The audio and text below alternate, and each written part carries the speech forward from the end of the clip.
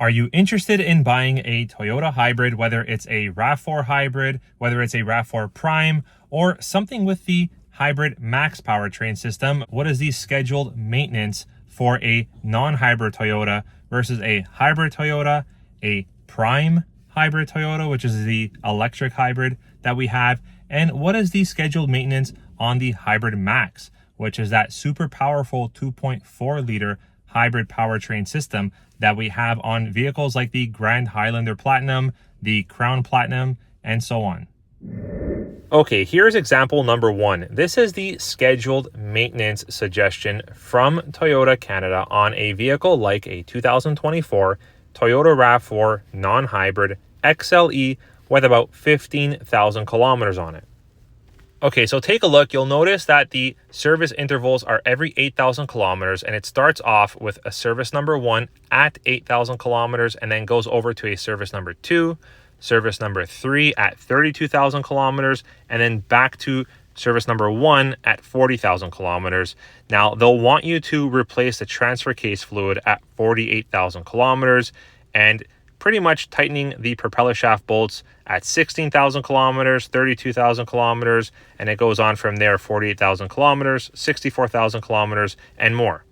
And if you have the vehicle this long, at 96,000 kilometers, you will also be doing another service number 3. You will be replacing the brake fluid and replacing the transfer case fluid again. On to the lovely Rav4 Hybrid 2024 2.5 liter 4-cylinder powertrain system, approximately 15,000 kilometers on the vehicle as well. Services starting off the same, intervals the same, 8,000 kilometers, service number 1, and a personalization.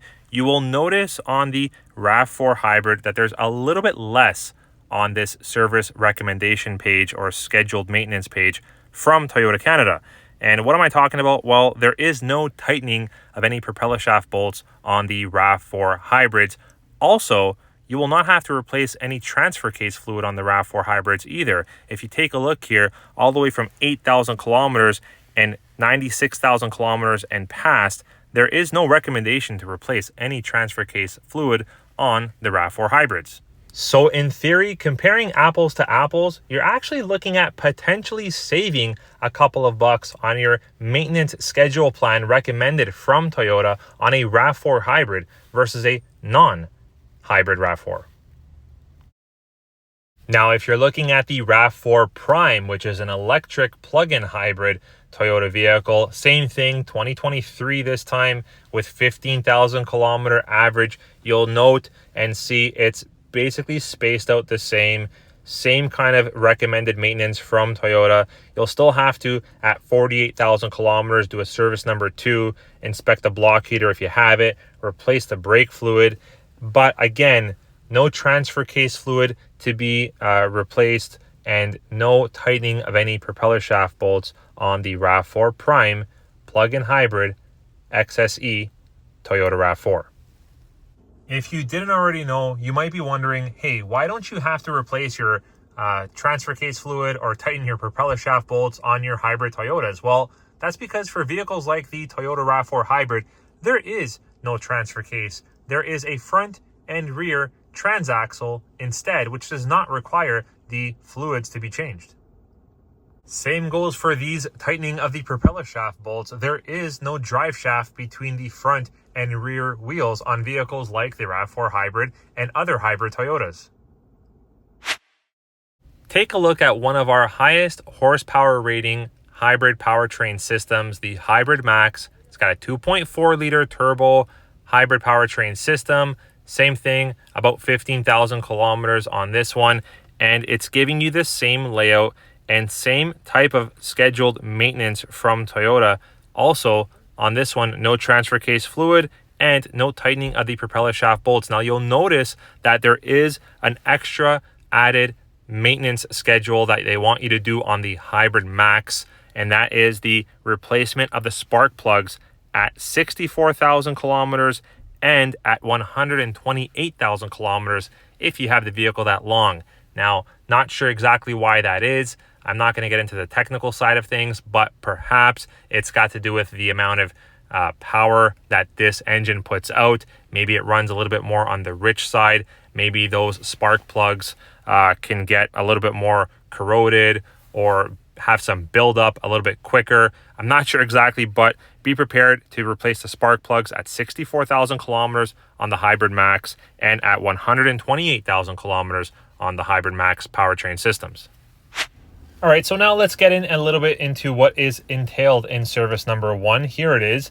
A lot of inspections of wiper blades, linkage. We're going to inspect the lights. We're going to remove the wheels to inspect the brakes, inspect the cabin air filter, the engine air filter, and so on. They're also going to inspect for any leaks where applicable. So for example, engine oil, brake fluid, etc. Same idea on service number 2. However, here they're going to inspect the exhaust system itself for any leaks or any damage or broken hangers that hold the exhaust system into place. We're also going to inspect the ball joints and the dust covers, as well as the drive shaft and the chassis nuts and bolts. On service number 3, they're not only going to remove the wheels to do a visual inspection on the brakes, but they're actually going to remove the brake calipers and drums to do an inspection and measure the brake rotors, drums, and the pads and shoes.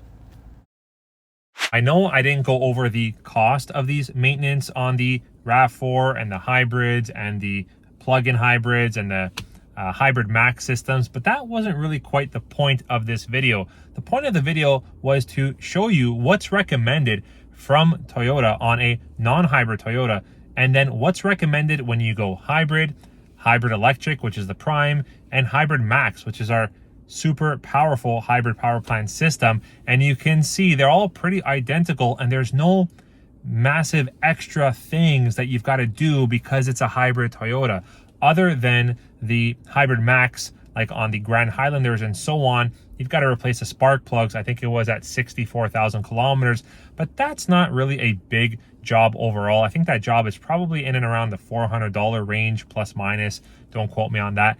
But other than that, you can see it's very identical to the maintenance schedule of a non-hybrid Toyota. So you're saving fuel, you're saving maintenance cost when compared to a non-hybrid Toyota. Sometimes you're definitely not spending more money, that's for sure, on maintenance. So what do you guys think? Are you sold yet on the hybrid idea for a Toyota vehicle? Let me know in the comments below. We'll catch you guys on the next review. Take care.